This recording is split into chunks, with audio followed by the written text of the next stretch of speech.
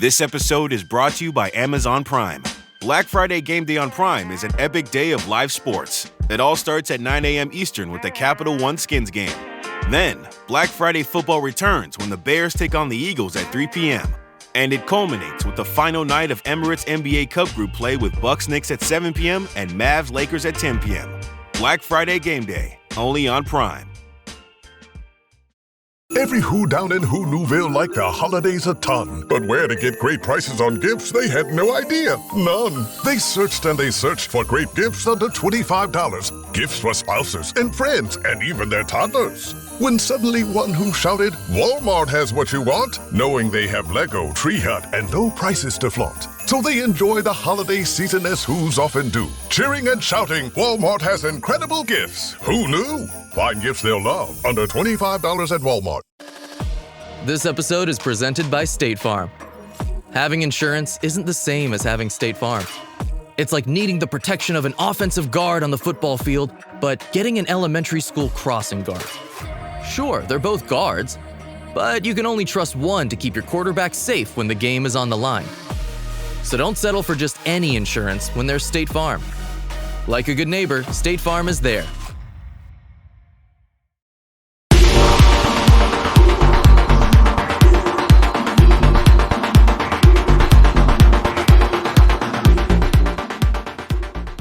Hello and welcome to this week's edition of the SRC podcast. Joining me, Big M, as always, the one and only Double R, Mr. Rob Reese. Just the two of us again, my friend. How are you? Yeah, I think we've upset John. Honestly, we must have. You know, it's either that or it's because Abravan, you know, they just can't get a win at the minute, can I? Oh, we're being mean already. We'll be taken off the air. Taken off the air. Well, I think we that was a nice little intro chat. Let's dive into a little thing called rugby, shall we? Yes. So where do we go? Should we go straight for the no. We leave the Friday night game last. We'll go for the one game that the man who wasn't here last week actually got the prediction right on. He, Mr.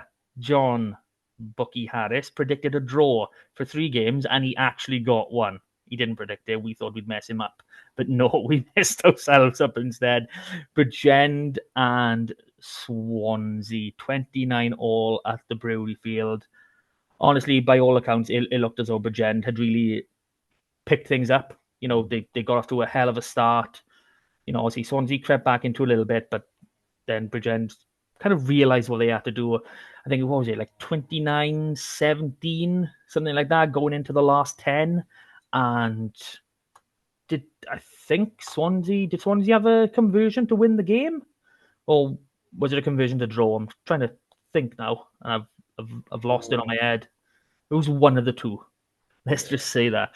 So 29 all it finished. So obviously improvement for Bridgend, because, you know, then they haven't been winning much at all this season. They're off the bottom. They're off the bottom, and that is a big thing. Honestly, you know, me and you both called Swansea wins, if I'm remembering correctly. Yeah. And that didn't happen, so well done to Bridgend. Scott is going to be bubbling over this one, because, as you say, right, you're 2 tries up with 10 minutes to go in your own backyard when you're struggling for form. You've only got 2 wins all season. And he's mentioned about discipline, and we've mentioned it so many times, where it's not even like they just, it's the entire game. It's like that 15, 20 minutes of, like, you just giving away a penalty a minute. And like, people may think we're exaggerating there. We're not exaggerating. They have been going for like a 10, 12-minute period where they've been giving away a penalty a minute. And in the last 10 minutes, they've had a yellow card and a red card. And you can just see that that screw is turning. Swansea get that first score, and you're going, hang on a minute. This is game on, but and of course, if you're following on social media, you don't really have an idea of how much stoppage time we've played and stuff like that. It was a nasty injury. Was it Ben Evans? Was it broken ankle? I think it came out as. So it's, you know, hopefully, you know, he has a swift recovery, but it's one of those, you never know how long this game's going on. When you're looking at the Twitter feed and going, this game probably should have finished 10 minutes ago. And yeah, it comes up 29-0, and it's that one you're snatching defeat from the jaws of victory, and it all comes down to that discipline again. You cannot be in a position where you're letting a side have enough ball to put you under the pressure. You've got two cards, you go down to 13 men for the rest of the game. You just cannot do it. This is the little things between a side that's gonna shoot up the table and be that top six, top four, and the teams that are gonna languish. And this is probably a reason why Bridgend, if they can't resolve this, are gonna be bottom one or two. I'll be honest. You can't be giving the opposition that many opportunities. I mean, if this is earlier in the game and Swansea are knocking those at goal, you're giving 3, 6, 9 points away like that. If you're kicking for touch against a really good side, all of a sudden you're 12 points in in a matter of minutes, and it's just giving teams a bit of a comfortability and platform that they can build from. So yeah, Bridgends are really going to be disappointed on this one, but I think it'll do Swansea good. I think we said Swansea had a bit of a run. They did the double over Newport, had 3 wins in a row. Were playing for the records that they hadn't had for about 6 years, 7 years of 4 wins in a row. Thinking, oh, here we go. And they obviously hadn't picked up a win since. And then it's like the performances, going back to those last year, of the performances are there, but the results just weren't quite coming, or they just wasn't good enough. And you can see again, they've got that bit of firepower, and they can hurt people when it matters. I think they just got to control the game a little bit better, because ultimately, I think if they hadn't let this one get away from them early doors and play a bit smarter and manage the game a little bit better, then they walk away with a win. Yeah. Yeah, 100%. It is actually fun watching along on social media when you see like try 80 plus 8 and think, oh, okay, game's over here. And then you see like 80 plus 16, like what the hell is going on? So that is one of the fun sides of following some of these clubs. But yeah, it's going to be hard for Scott and Bridgend to take, giving up that lead in the end. And it will always come back to discipline, because we do see it. You read the match reports. Obviously, you follow on social media. If you have a little look at the end of the game, you scroll down that little match report with the other team sheet, you'll just see a random couple of cards pop up alongside names, and you'll be like, then you find out the times that they actually given, and you're thinking, you can't do that at any level. You're going to get punished. Swansea performances have been better this season in those defeats. I mean, I do still feel strongly that they'll come on, but we have a first on the pod this season. We have finally heard from someone at Swansea. Yay, Mr. Player Coach Joe Thomas. So I do have a little bit of a comment from him on this game, if you let me find it. And it's probably going to match up with more or less what's just been said. So, I got to click on a button now. Click on a button. So, hard life, it says. Hard life. So, had a reasonably positive first block with a few wins. Really happy where we were at. Spoke about some improvements during the break, which we tried to implement against Bridgend. But in fairness, they're a tricky team to play, especially away from home. Starved us of possession in the first half with a kicking game and pinned us in a 22. We were slow starting, which isn't what we wanted, but we grew into the game and weathered the storm well. Once we got some rhythm in the second, we managed to score some good tries. Our line-up maul was good, getting 2 of those tries. And then to go 80 meters, 20-odd phases in the final 3 minutes of the game, was incredible. The boys were really proud of it. And it's probably the best version of ourselves in those last 10 minutes. Result was probably fair in the end, and we'll take the 3 points. So, I mean, he seems fairly reserved in that, but, I don't think we've had the full highlights out of this one. But, yeah, they are now. Oh, there we go. But they've been on some random spree of uploading random games. November's games are all over the shop, but I've put them on my timeline now, one by one. One by one. Mind-boggling. Well, if we get a chance to see, so it was something like he said, 80 meters for that final try, 20-odd fairness, final few minutes of the game. That's a belief in your squad and a belief in yourself. and your coaches and your systems, and that's what I'm clinging to by you for Swansea. Because if you're able, it doesn't matter who you're up against. You could be up against the bottom of the table or the top of the table. If you were able to do that when you've been down all game, I don't think they were in the lead once during that game.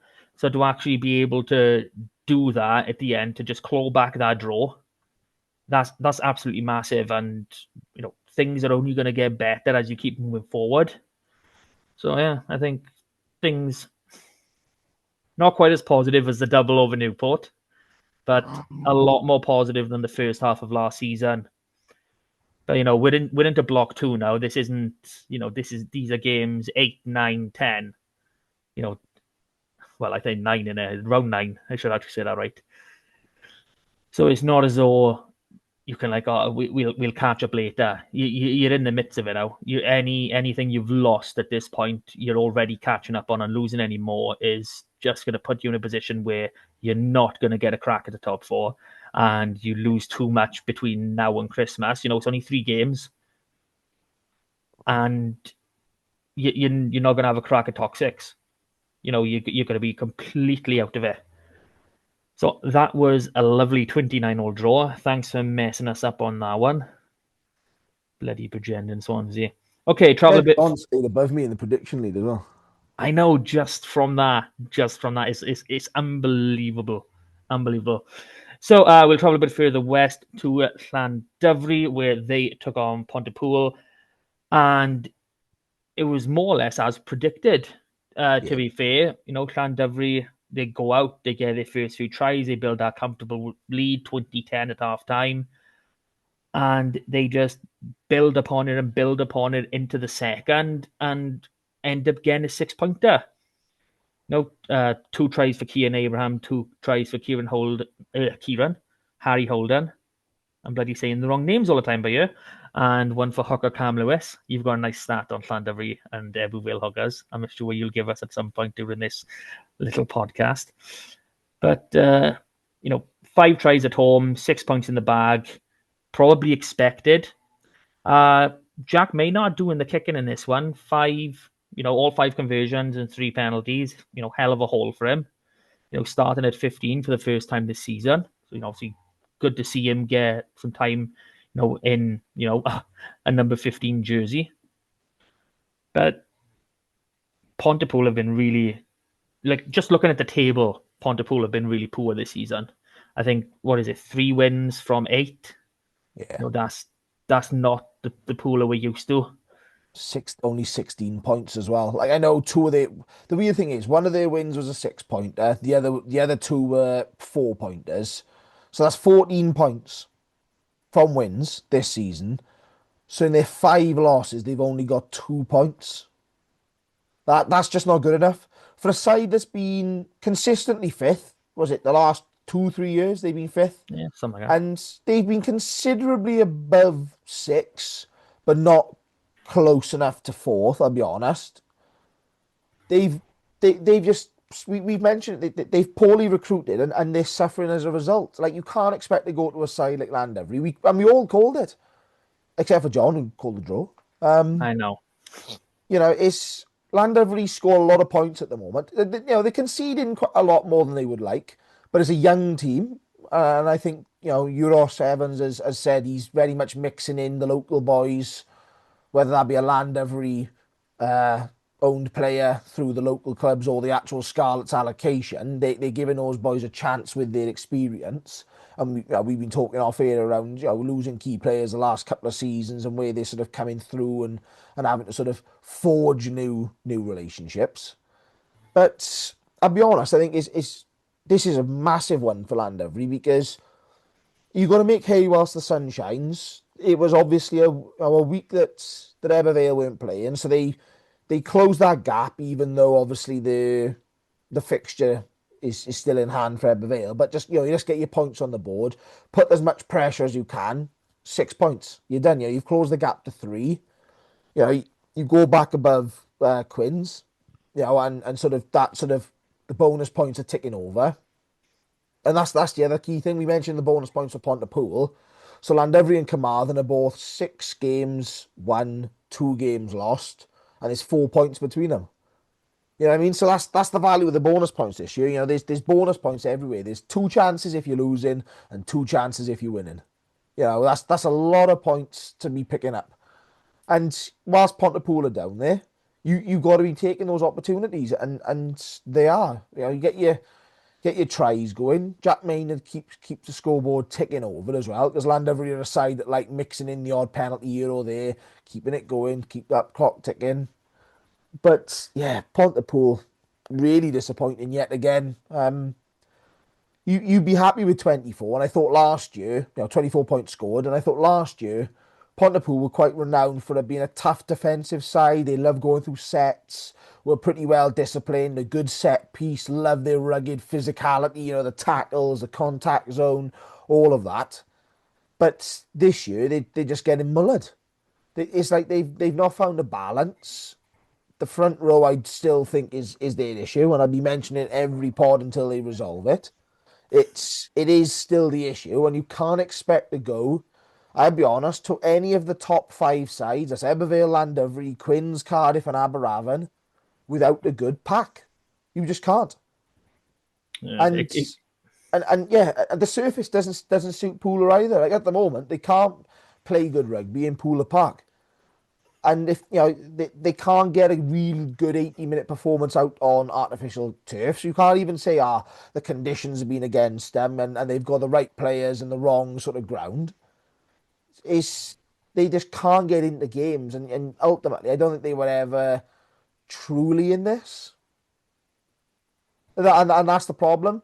I feel if you go back, was it last year or was it the year before? It was last year, wasn't it, the quarter final up at Llandovery? And yeah, you had that. They was in the game. Even the though first Llandovery, half, like, yeah. Pontypool were all territory. I felt Llandovery were better converting their points. Scott Matthews was offside, but he had his try disallowed. So you think, that could have been a turning point. You think, hang on, Pool are in this right now.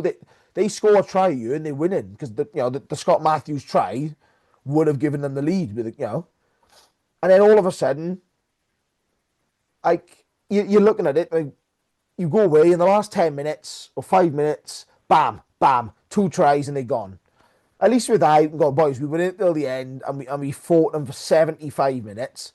With this one, it's sort of like, I'm not saying that Llandovery steamrolling them and it was gone, but you can't go to Church Bank and play a 2-score game. You just can't. It's nip and tuck rugby, because unless you have them on a day like Cardiff did last year where you just blow them away, you're not going to be pulling back, two try games up at Church Bank. No, it's just not happening.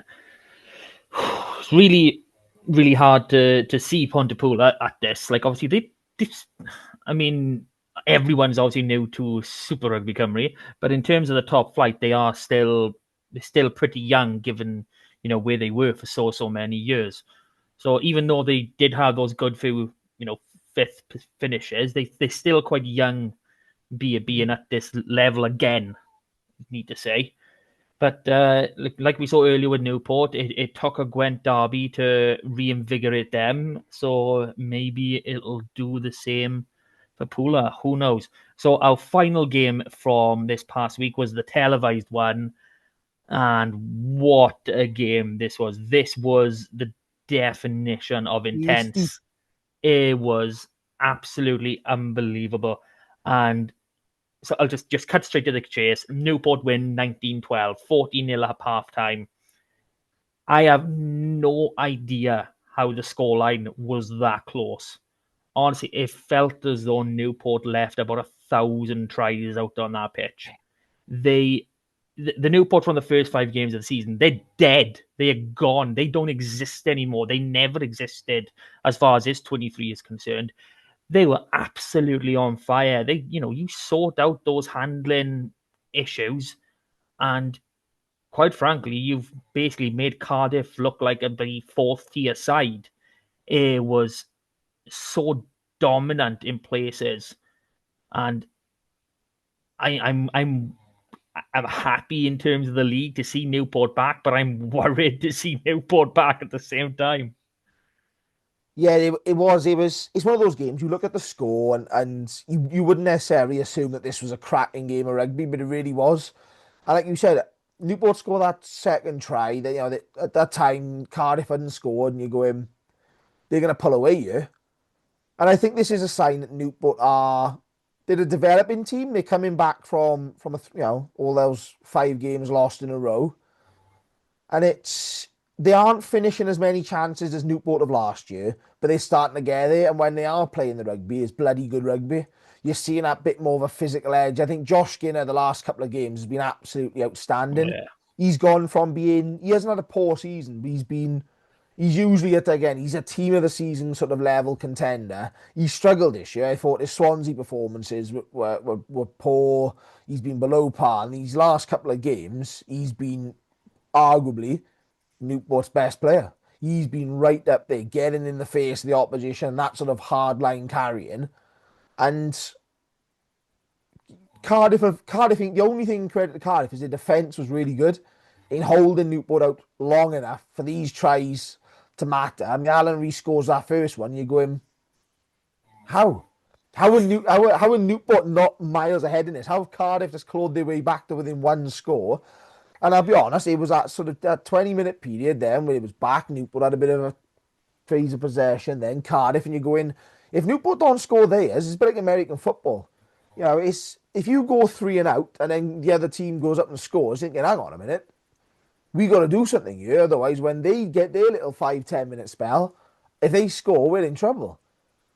But it was one of those ones then, it's sort of Newport just had enough, a bit of quality. And I got to say, I think Finn Baker's looking really good at the moment as well. Come up from Earth there. And Oh, what a performance. 6 tries to his name this season, and he's just looking really good. He's looking every part of an SRC winger. He's got a bit of pace, he's got the power, he's scoring your tries. And I'll be honest, the only disappointing thing about this game was that Sean Moore went for the stamp. Like, it is silly. He went back for seconds.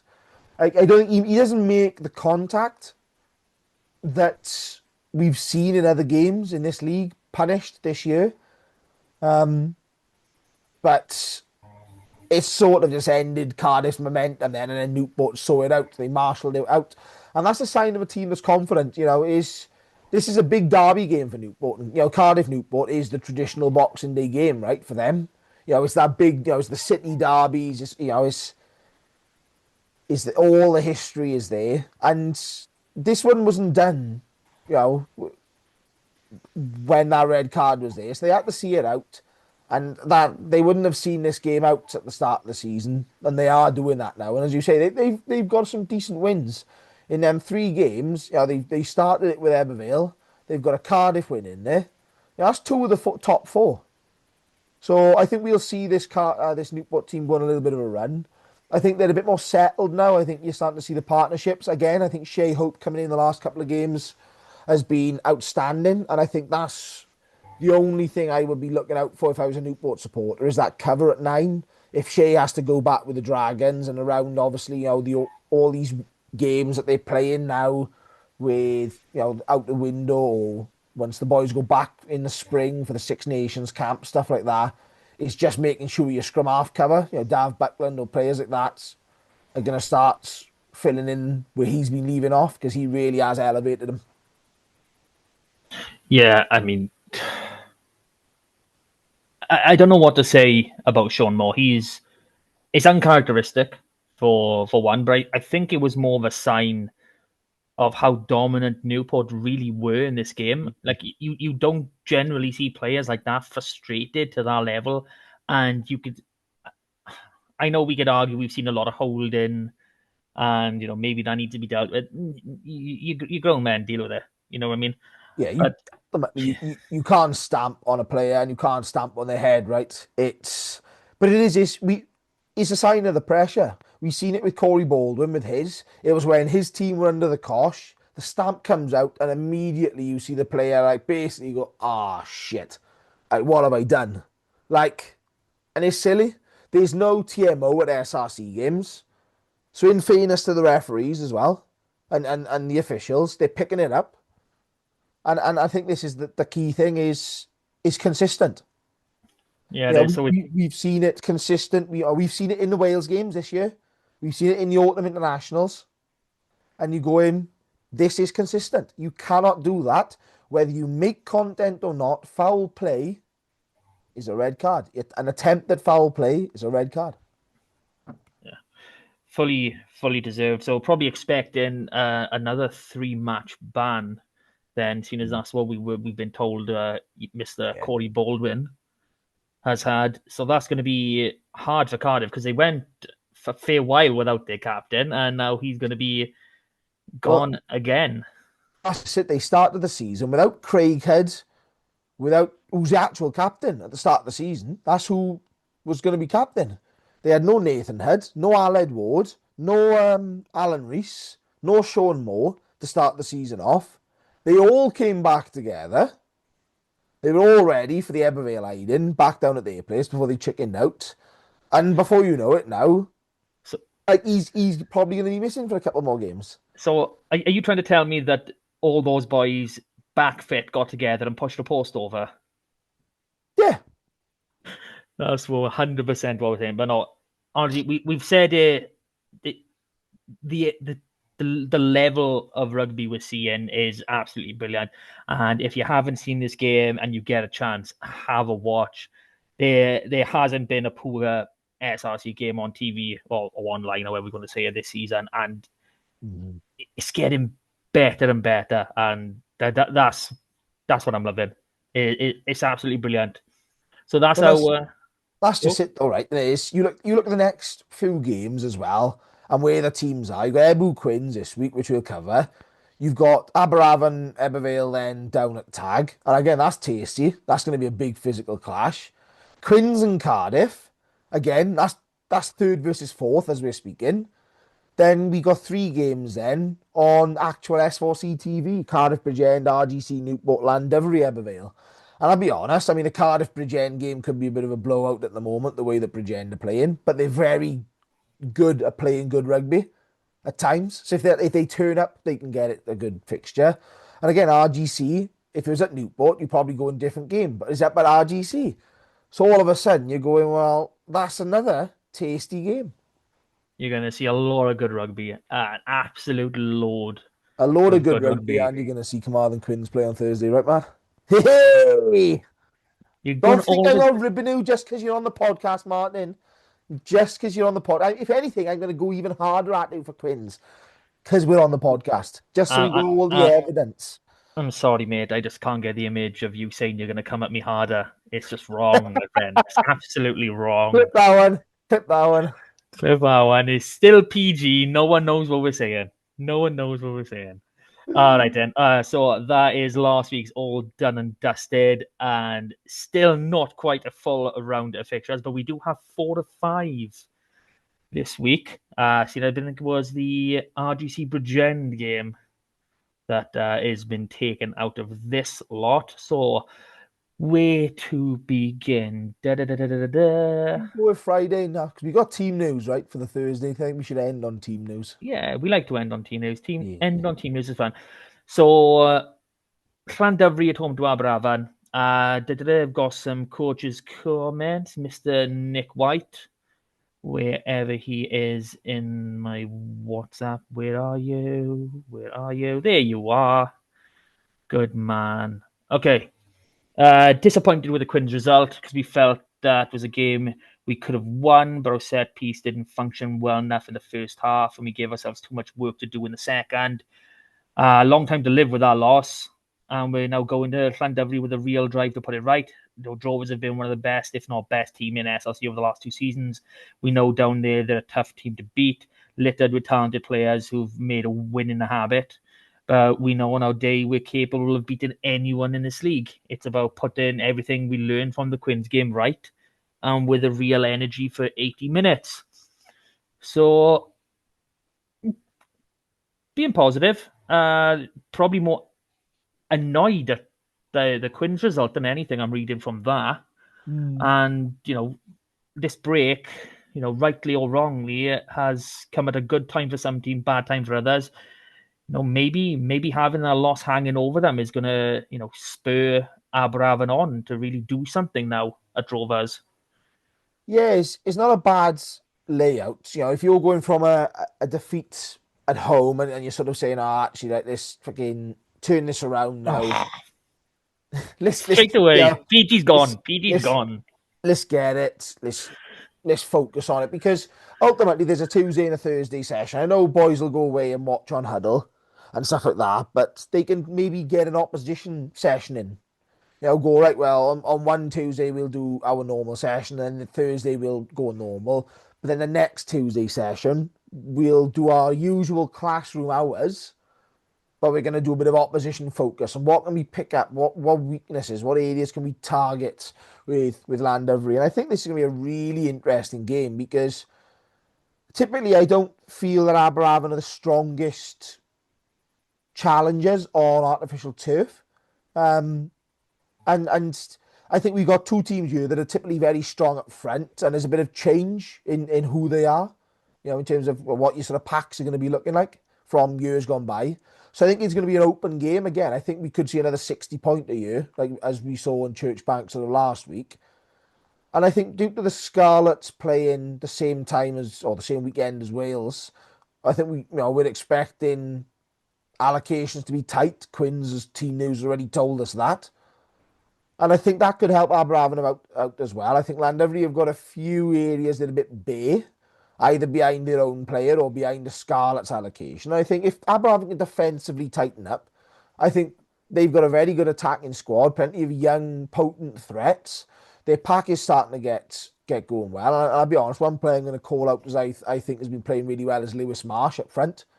He's that sort of player, that marauding figure that, that everyone wants up front, and in years to come, he'll be like the captain, and he's the one everyone's looking at, and he'll have 200 games for the club and all that sort of stuff.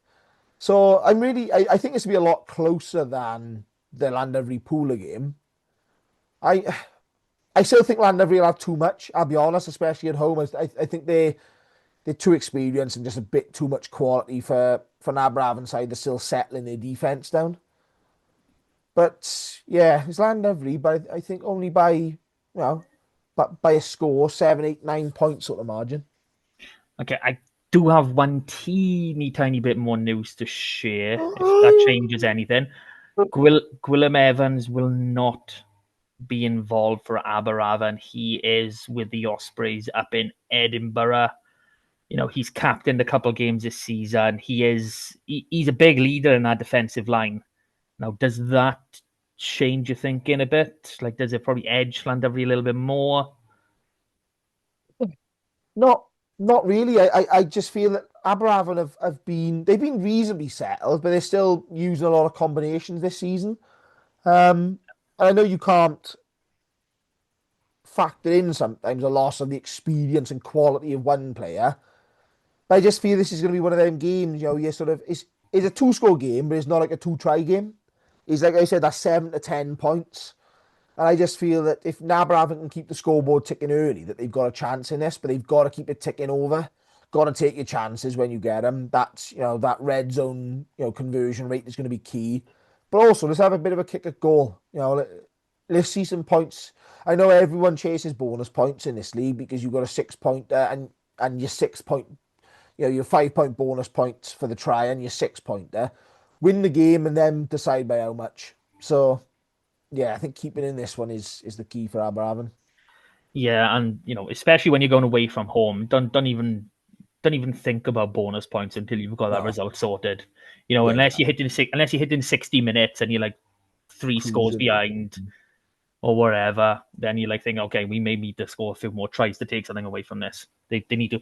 And, Keelan Cullen didn't start in their last game. I don't even think he was involved in the 23 at all. Actually, I think it was Charlie Thomas and Tommy Booth, if I'm remembering that rightly. So if he is back at 10, we know, he's a 90% plus goal kicker regularly. Yeah, So there's no that's reason.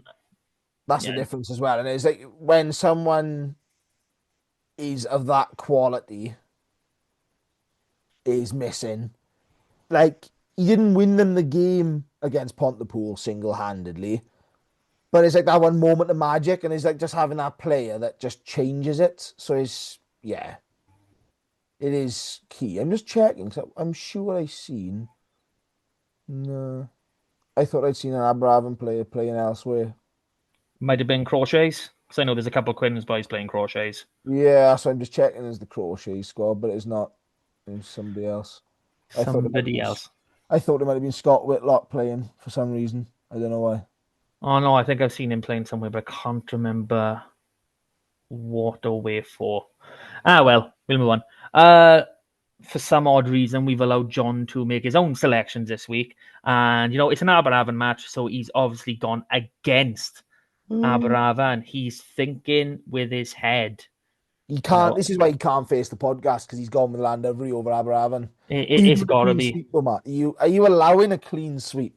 You've got to go Aberafan now. John's boxed you into a corner. Aye. I'll make my tactical, selections I somewhere know your else. tactical selection is stupidly, gonna be. Stupidly, you mean the one that's going to be correct, like it has been correct on most Thursday night games? Come on now, son. Come on now. Okay, so clean sweep of Llandoveries over Aberafan. Next, where shall we nip to? I'll go Pontypool, Newport, a Gwent Derby. Why not? And I will find what we've had from Mr. Ty Morris, who really, really, really, really, really, really enjoys chatting with us. Fair play. You got hands up to the man. He's pretty good when it comes to engaging with this podcast. He's loving it. So super pleased with the win against Cardiff at Rodney Parade, maintaining our undefeated record against them there for 5 years, 9-10 games on the bounce there. So that was really pleasing. Leading into the week, spoke about challenging Cardiff set piece and having a fast start. I think we did it really, really well first half. Probably left some points out there with some inaccuracies, but in general, really pleased with the first 40. Second half, starting by giving away a number of penalties, allowing Cardiff back into the game. But I feel we managed to grab the game by the scruff of the neck, start controlling that final 20. And again, probably left some points out there, so could have really got the 6. But I'll take the win against a very good Cardiff. Looking at Pontypool, here we are, and another big derby game for us. It's very hard to go up to Poola and get some points and a victory in a derby. They seem to be much stronger on their own patch. They'll definitely challenge us in a different way to Cardiff. Expect this scrum to go well with a heavy pack and a mauling team, so they'll definitely test us in that area, and we'll have to be at our best. Having said that, our scrum's been superb this year, and I think we can challenge them there. Looking forward to another big derby day and hopefully getting the win and keeping the momentum going into Christmas. Ooh. Lots to take in. There is one team that Pontypool are challenging with their front row, and that's on fucking cells. Depends on selection because I'm gonna try and nip into my little team sheet reservoir. But yeah, No, it gotta love the is spreadsheet. interesting. It is interesting fixtures like this, right? Because they're always tight, nitty gritty. It's like it's like a fight to the bottom. A Gwent derby up in the valleys is like a fight to the bottom of the barrel. Like, I don't think there was the greatest of quality games last season. Any of them, even when they played each other in the cup. I think that was a midweek game as well. Yeah. But yeah, I think you're looking at this one, and I'll be honest, I think Ty's looking forward because he mentions about the scrum and the maul and the successes that Newport have had. I think they're going to be well aware that they can get on top of Pontypool and get into them, and it's bragging rights as well.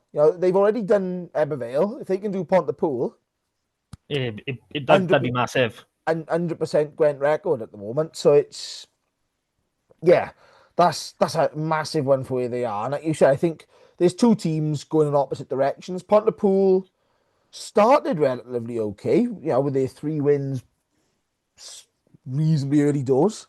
Yeah, first 5. Going downhill. And Newport are going, well, we didn't win any of the fucking first 5, but we've won 3 since. So we're going, oh, there we are, we've passed each other. And like I said, there's that 4 points in the table difference. And like I said, I can see it. It's not going to be a big, big difference, I don't think. But I can see this being a bit of a bonus point game as well. I can see Newport picking up a bonus point and maybe Pontypool picking up 1 or 2. Yeah, so But they haven't been picking their bonus points at Martin. What does the no. spreadsheet tell us? Well, the spreadsheet tells us that they have signed 4 props this season, and a hooker. I'll add it in. One of those props hasn't played, Sean Hill, but we no point talking about him.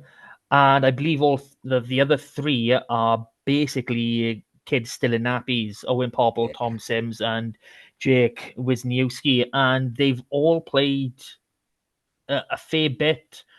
Tom Sims has had, I think, 3 starts. Owen Popple's had a couple starts.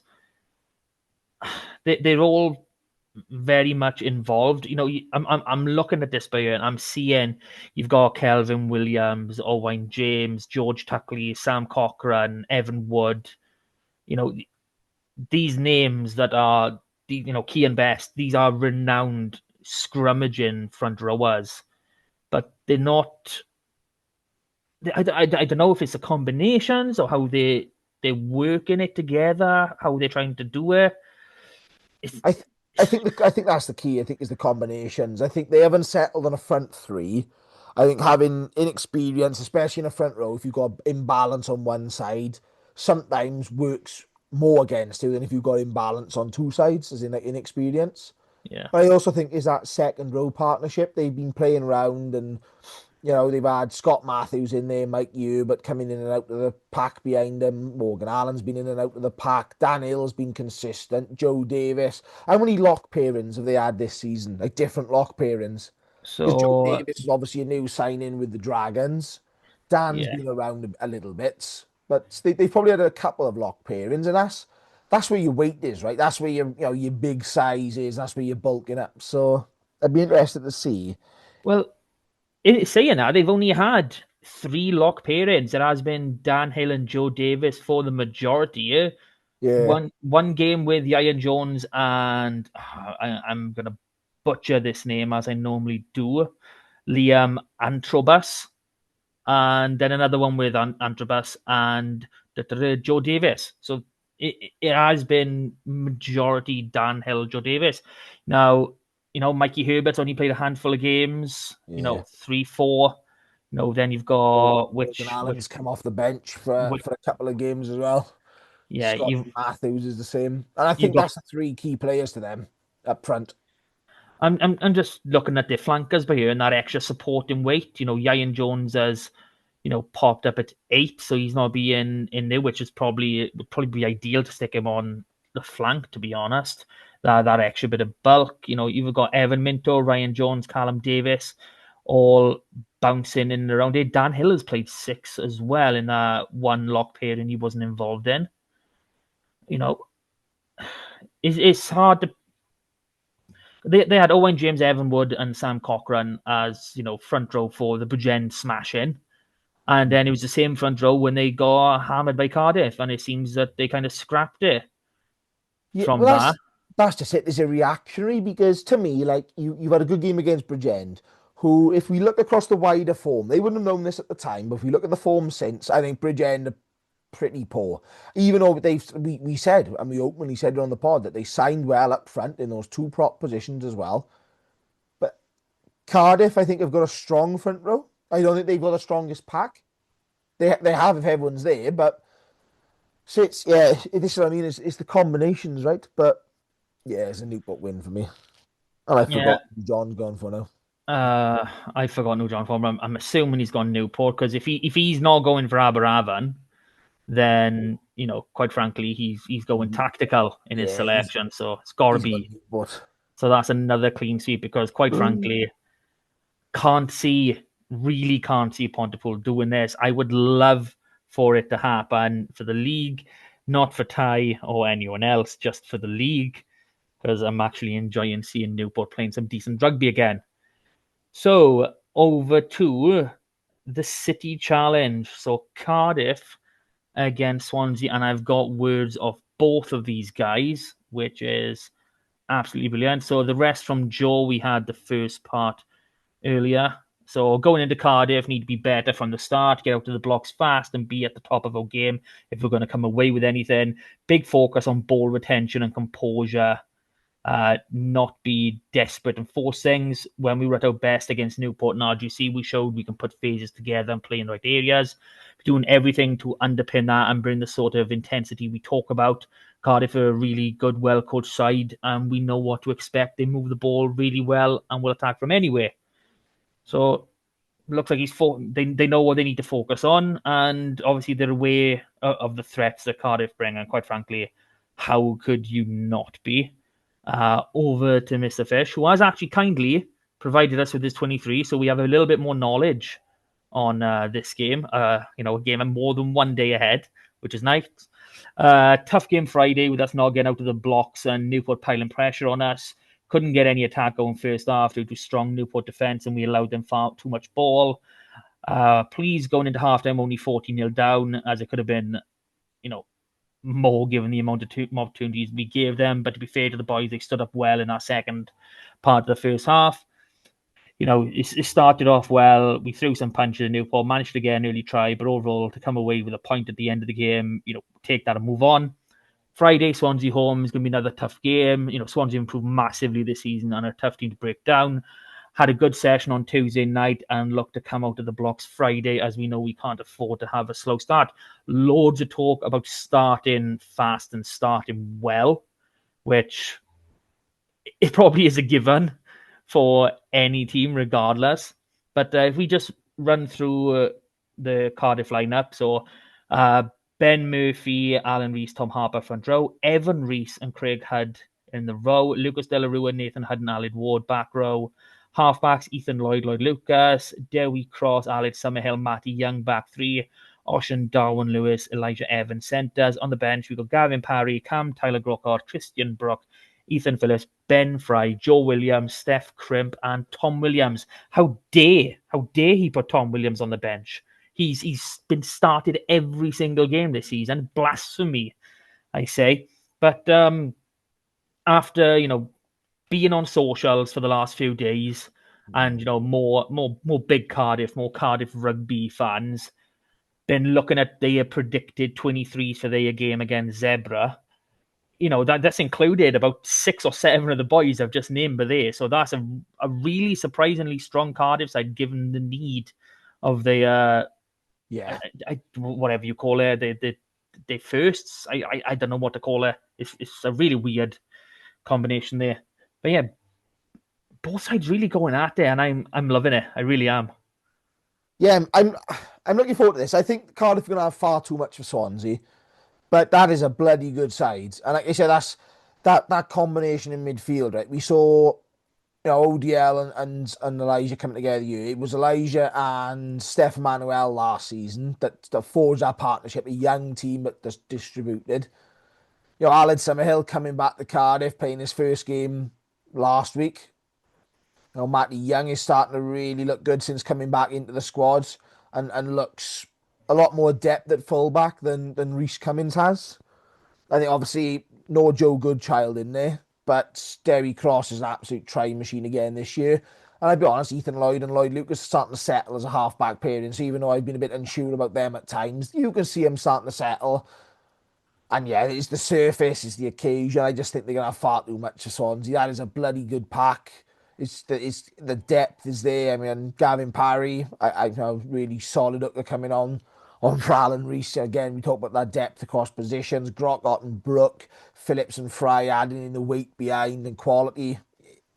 That's a 23 that would trouble most teams in this league, I'll be honest. And I just think Swansea are a bit loose maybe around an all-round game at the moment. I don't think they're quite defensively astute and maybe a bit weaker up front. So yeah, I think Cardiff will get definitely 5 out of this. I'd be honest, I'm even borderline in 6 for Cardiff. Yeah, I mean, honestly, it's a given they're getting 4 tries. I mean, I'll be honest, I think it might be a given for the both of them to be getting at least 4 tries in this game. When we're talking that the likes of that big fullback and Ian Cornelius, that big fullback being Lewis Edwards, I keep forgetting to say his name after that. Lewis Edwards, Ian Cornelius, these boys, they do score, and they score some amazing tries. So, the one thing for me looking at that back line for Cardiff is you've got, okay, he's not the oldest, but you've got someone like Ethan Lloyd, Dewi Cross, and Alex Hamill really bringing some seniority and some calm into that, and just really guiding these younger players around them. Like you said, Matty Young has been absolutely brilliant since he's come back. He's made it look a walk in the park, especially that first game where he danced around 1,000 people to just walk under the sticks. It's embarrassing at times how good some of these players can actually be. Get them going consistently, and they'll be playing pro in bloody no time whatsoever. I mean, I think this is Ben Murphy's first start, so it'll be interesting how he goes for more than just a half. He hasn't played a lot of rugby. Obviously, Sean Moore not being there because of that red we talked about earlier. Evan Rees and Craig Hudd is a partnership we haven't seen this season. Evan Rees has only played once in the row this season. I don't believe he played a great deal there last season either, so that's going to be interesting because for whatever reason, they're without Tom Carter. And, obviously, he's another lock that's come south from RGC, and he has been the mainstay for them. Obviously, they've got Ethan Phillips on the bench, which, Christ, that says enough for strength. You know what I mean? Having someone like Ethan Phillips on the bench. But I'm just trying to look at, you look at places to target. You're probably thinking maybe the lineout might be slightly weaker, having Ben Murphy and, Evan Rees at lock, not having, because he usually plays 8 if I'm not wrong. So having someone that's not generally a jumper, and then dropping that, and then obviously having a new lifter in there, I think Cardiff's lineout is probably something they might be able to target, which it'd be good to see. Obviously we'll have to wait to get the highlights whenever they may come. Hopefully next week, once all these silly Wales games are over and done with, we'll actually get some consistency on the highlights. See, I think we should start a vicious rumour that the reason that Harry Deeves was dropped from the Wales squad is because Swansea wanted him for the Cardiff game. Yeah, I've started it. Wow. That's the rumour. That is the rumour, and it's happened. That is the rumour that we've just started. Yeah. That we viewed on the grapevine. Yeah. It was the WRU that wanted him for Cardiff. We got to make sure it's done right, because obviously we know Cardiff are the favourite child. You pesky dicks. Pesky you fucking fuck you off, got Eugene. him. Here you go. It's nearly Eugene. Fuck off. Oh yes, oh, we've got him. We're done. We're going. The PG pod is okay. gone. Okay. Cussing. Okay. You going Cardiff? Where did Miss Bookie go? John went Cardiff as well. Okay, so that means it's another. Ooh, 9 predictions the same so far, and I got a feeling this is the one that you're using. You're taking a community chest card at you, and he's looking to pay dividends. Unfortunately, Rachel Reed just announces that there is a Carmarthen Quins tax and is going to pay for Martin. Is going to pay absolutely in dividends for years and years to come. So, come on, why have I put all the letters in Quins here? I just need the Q, otherwise it's too long for my box on the spreadsheet. Oh, he's panicking now. No. So basically, guys, the team news came out. The Ebbw Vale team news obviously was after Carmarthen Quins, and Martin started because panicking. We know Ebbw were always late, as we know. He started panicking. See, he's doing it again. Aye. He's throwing more shade than a cloud on a summer's day, and he's starting to panic. What the hell is that? Oh my god. Oh, yeah. I'm getting winded by you. Okay, just a quick short comment from Steph Thomas. Head off to Ebbw Vale for one of the toughest challenges on the road. Probably not really. We've had a difficult prep for the game, but all energies are focused on going to Eugene Cross and putting in a performance. We've talked about excited, looking forward to showing what our young squad is capable of. Very much the exact same from Jason Strange, just looking forward to the game. So let's delve into some squads, traveling squad. So Quins first, because we know Quins will be first on the day as well. Reese Fawcett, Lewis. Shut up. Reece Fawcett, Lewis Morgan, Connor Allen front row, Tom Phillips, Lee Taylor in the row, Yestin Richards, Sean Evans, Lewis Millen back row, halfbacks Rodri Lewis, Ellis Price, Thomas Williams, Ivan Davis, and Seth Evans the back three, and the centres Jack Howells and Elan Phillips. Oof. On the bench, then we got Gruff Williams, Lewis Jones, Evan James, Ryan Bean, Oshan Williams, Ben Williams, Bowen Clark, Alia. I don't know how to say that properly, George. Why do I butcher things so badly? So 6-2 split for Quins there. Shall I let you read out your teams? I like that the Quinn men. squad, to be honest. I like this squad a lot better. It's just greatness. Everywhere you look at this 23 is greatness, Martin. Except the ones that are numbered. Yeah. Now you got Luke Garrett, Yaya Morris, top try scorer now with 12. And the stat you referred to earlier, Martin, is that Ebbw Vale have got more hookers with tries than Llandovery have hookers with minutes. And that is Ebbw Vale have 3 hookers have scored tries, and Llandovery have only used 2 hookers this season. Yeah. Unbelievable. Go for it. Keep going, bud. Keep going. But yes, it's interesting. He's got Morgan Basanko's coming now. No Adam Court on that one side. Joe Franchi back from holidays now on the bench. Morgan Williams, Adam Williams, the 2 replacement props. Dylan Bartlett, Curtis Gregory in the second row. Dylan obviously came off the bench after injury away to RGC, so he's back fit. Jack Pope 6, Ben Main 7, and Ryan Jenkins for the first time this season starts at 8. That's going to be a massive boost for Ebbw Vale having him back, I'll be honest, because easy target. As good as Owen Conker's been, he's one of them players that last year did make a massive impact. Obviously, I can't argue that. Griff Tough 9, Dorian Jones 10, and they've gone with Evan Lloyd back to 15. Obviously, they went Morgan Richards that started at fullback against RGC. He moves to 23. Dav Thomas and Ewan Bowden, the usual winger pair, and Ethan Phillips, Dom Franchi, usual centre partnership. So, I'll be honest, it's all regulation. Lewis Young, Joe Rees-Weldon, Rory Harry's up for 50 games, Cam Davis on the bench. It's a relatively settled side. I think it's quite strong in areas. Like I said, Joe Franchi back in the 23, Dylan Bartlett back in the starting lineup, Ryan Jenkins making a start. Obviously, Sean Parry's been off with Canada, so they'll be getting rested. They always rest him after the international periods because obviously it is a different level of rugby to just playing here. Obviously switched around Morgan and Evan, but it's pretty settled. And like you said, I think we've got a lovely clash here at front. I know I said it earlier when we first seen the team news come out, but I like that Quins team.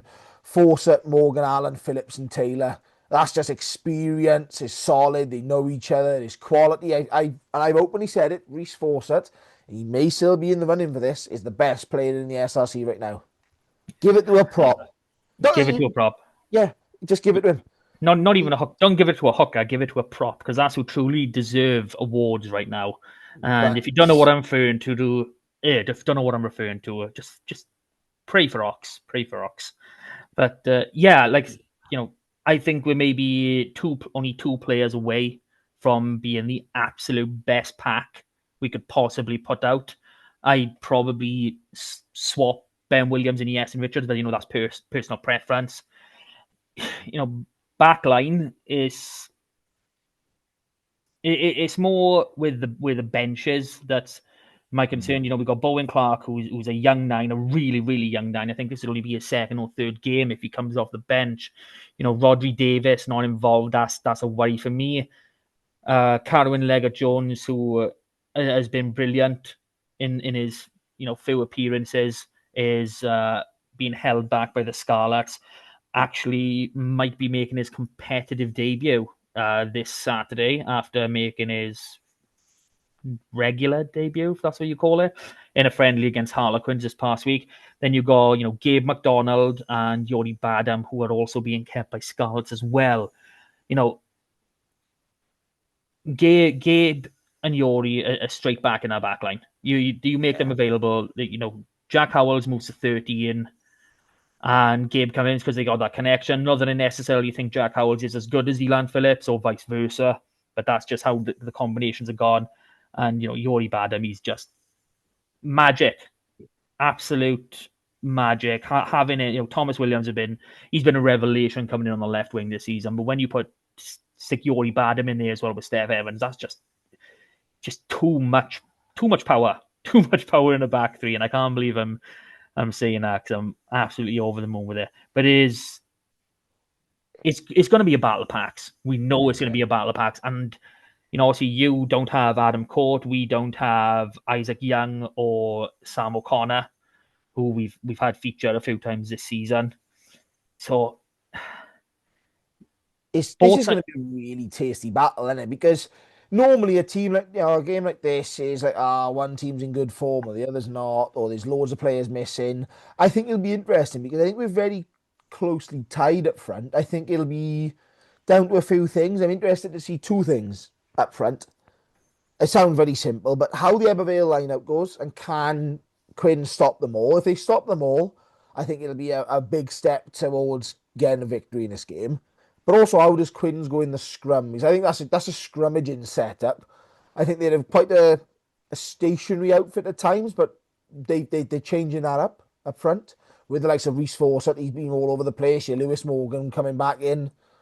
But then I'm also interested just to see how much Ebbw Vale distribute this ball out wide, because I think the back the packs are pretty even, right? I think the Ebbw Vale pack is probably slightly better, but I think the back line is where the gap starts opening up, and then that bench.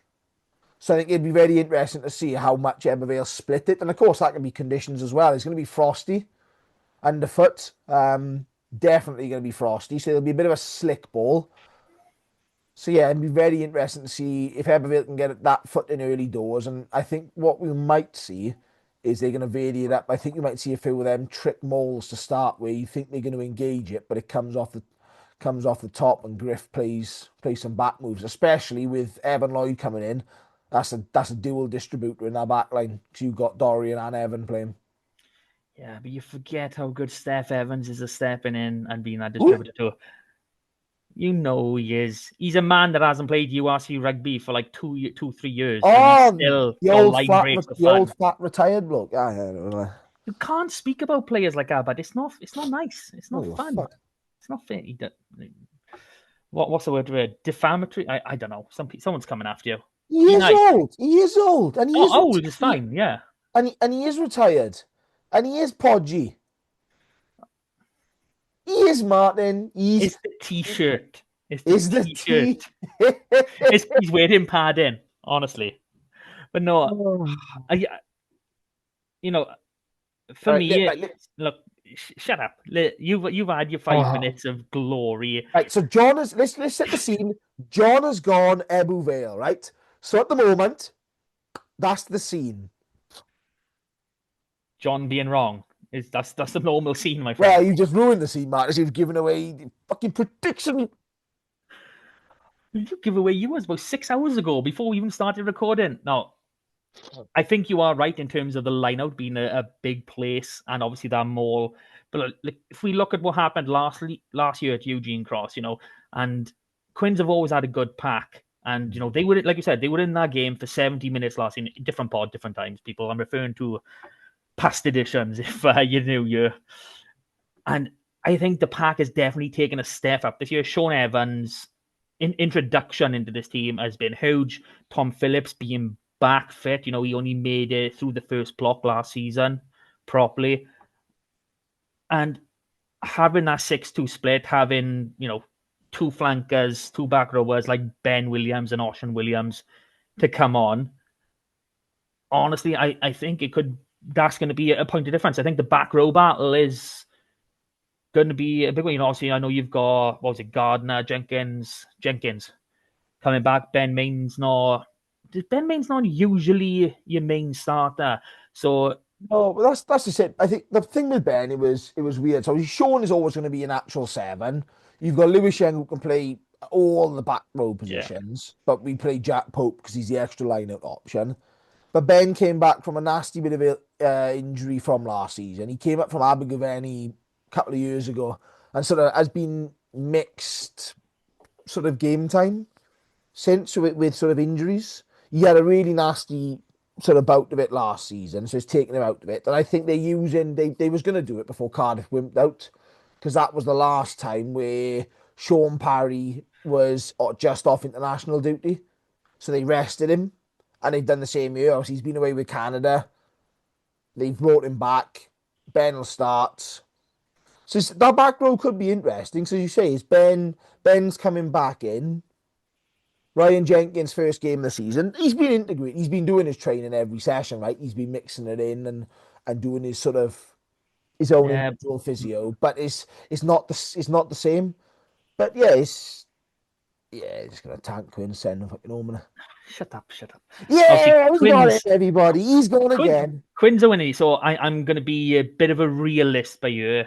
I've spoken about the back line, and it's not a settled partnership in the centres, and even though if by choice I would put I'd be playing an even younger number 10, not seeing the sort of control from Ellis Price that I would really like to see, especially for the games like this, because discipline and the kicking game are going to be absolutely huge. They talk about obviously a double figure penalty count being the target. Try and keep it under double figures. Quite frankly, we got to keep it on one hand, because if Ebbw Vale get a penalty, you kick into touch, and then it's just a knock on effect. Even if you get a penalty on your own 5 meter line, you kick it 25 meters, you take your line out, you get your maul, you get a penalty, and it just goes on and on and on. Boring as shit, which is what we used to from Ebbw Vale. But I was actually at an Ebbw Vale game where the opposition won by kicking 10 penalties. And that's a true story. Whitland away must have been 15 years ago. Whitland, Jesus, you are Yeah, going back. yeah. The team bus broke down on the way, so the supporters pulled into the Excuses, yeah. services, give them their bus. So we all rocked up about 10 minutes before kick-off. And yeah, we scored 29 points. Whitland kicked 10 penalties and beat us 30-29. It was our only loss of the season. And we beat them 66-0 in the return fixture. Gee, well, just how.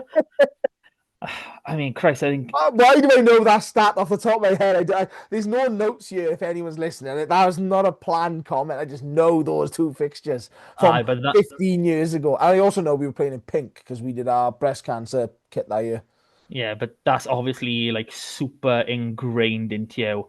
And now, 15 years on, Oh, Whitland are absolutely struggling in. So let's see. So we got SRC. Say SRC is tier 1 because it is top tier Welsh domestic rugby. So Premiership tier 2, Championship tier 3, Division 1 tier 4, Division 2 tier 5. They're playing in tier 5 and they are struggling. They are. I mean, I don't know if this is the most up to date table because I don't update them every single week, but they are in the relegation zone in Division 2 West. That's only 2 leagues off the absolute bottom. That's how far Whitland have gone in 15 years. They were always known as such powerhouses, and I can even go back 15 years and think about the likes of Aled Davis that was coming through the ranks there. We know how he went on to be a Welsh international, plays Scarlets, Ospreys, Saracens, etc. No, they've obviously Mikey Phillips. They've got a great history of nines there. So I know we've gone off topic by here, but that's just how it goes This sometimes. is just the value adds of the SRC podcast, Martin, isn't it? It is. We got to add extra details because we're not just SRC. We know everything. Here we are. Like 13 years ago, October 20th. sh- Whitland 30, Ebbw Vale 29. why have we got Quitland? Is that because they've quit That's and gone down to see 3 weeks? Yeah. So bad. The So bad. only loss of the season. I think they finished bottom that season, Whitland, actually. So what? That was obviously a second tier fixture. That Yeah. couldn't have been. Yeah, no, that was before Ebbw Vale went up. So that was the championship, which was tier 2 at the time. Yeah, I mean, tough times for Whitland. But yeah, Ebbw Vale have moved on. I mean, we're talking about a massive game by year between Ebbw Vale and Carmarthen Quins. Neither really in history being forefront runners in top divisions, but Except here that we time are. when Ebbw Vale won the league, Martin. Come on! Won it at Sardis Road and they didn't like it up them. That was a mistake, wasn't it? Ponty put out there under 16s. Absolutely hammered them. On TV. And I get that fucking clip up and all, because you can see me in the fucking crowd. Oh, what we're going to see? 2-year-old Rob Rees, because it must have been that long ago. Ah, black and white, but yeah. Black and white, yeah. You look like you're in your 90s. Jesus. Okay, so obviously I'm going Quins. Obviously Quins are going to win because it's the TV fixture, and when I make a comment on the TV fixture, it goes my way. So, yeah. You're wrong. That's all I've got to say. I'm wrong. You're wrong. Okay, we've probably spent the last 10 minutes basically going back and forth saying shit. We'll end it on this note. You got some brilliant rugby coming to you on Thursday night, watching on S4C as Kamal and Quins absolutely plunder and pillage Eugene Cross. There's another word you use when you do things like that, but I think that's probably a little bit too 18 plus for this, and they won't show it. They won't show it. I'm not saying it. That's bad taste. You're being judged. Like calling someone fat. That's really in bad taste. Okay. Okay, we just got to end it. Thank you for listening. We'll be right back next week, celebrating the Quins win. We'll be right back. You're on fucking daytime television, you dark bastard. Fucking episode of fucking Loose Women, man. We seem like it, to be honest, the way this pod has gone, to be fair. But no, I'm not going to say thank you to Rob, because you're playing with a dog's paws at me right now. The audio listeners are not going to have a clue what happens on these pods sometimes. Absolutely just go amazing. to YouTube and watch the last 10 minutes of this podcast. Just going back and forth. I've had kids banging on my door trying to get in on the podcast, honestly. They do it every week, but no, not this week. And give better fucking predictions than you fucking would. 4 for 4 this week, 100%. You were getting nothing, son. Absolutely nothing. Even though you predicted 3 the same as me. I don't know how that's going to work, but still. Is that how many fingers you got? Don't develop you that well down east today. There we go. Okay, thank you for listening. We will be back next week. We're not right back. We'll be back next week with another podcast. And Rob's probably not going to be here because he's still going to be crying. I'm still going to be celebrating the win. I'm at the ground tomorrow. Quins won't have even got home. The bus would have stuck down on the fucking new edge of the valleys roads. So it'll probably be about an hour home now for them. If you are watching the game tomorrow, or probably tonight, I am. I'm going to be at the game. No, not you. The people. The people. If the people are watching the game tomorrow or tonight, whenever you listen to this, even if you go back and watch it, if you want to spot Rob in the crowd, you look for the podgy guy on his own. Okay. Steph Evans is going to be in the crowd. Man of the match. Yay! You've already got it. It's going to be tied between him and Sean Evans. The two S Evans boys are going to tear Eugene apart. You know, like you said, it's a frozen ground. It's hard underfoot. Oh my God, they're going to play some running rugby and put you in the ground. They'll dig through it with all that scrummaging and mauling they're going to do to you. Absolutely destroy you, my friend. Okay, that's it for that little whatever that was. That was really weird. Sorry. Thank you. See you next week. Thanks for joining. Like, share, subscribe. Do your thing. And as always, super. Super.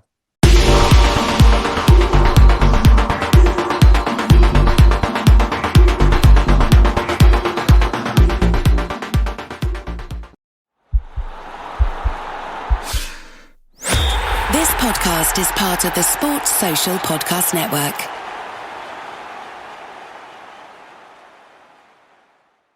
Hey, Ryan Reynolds here. Wishing you a very happy half-off holiday, because right now Mint Mobile is offering you the gift of 50% off unlimited. To be clear, that's half price, not half the service. And Mint is still premium unlimited wireless for a great price. So that means a half day. Yeah? Give it a try at mintmobile.com/switch. Upfront payment of $45 for 3-month plan, equivalent to $15 per month required. New customer offer for first 3 months only. Speed slow after 35 gigabytes if network's busy. Taxes and fees extra. See mintmobile.com.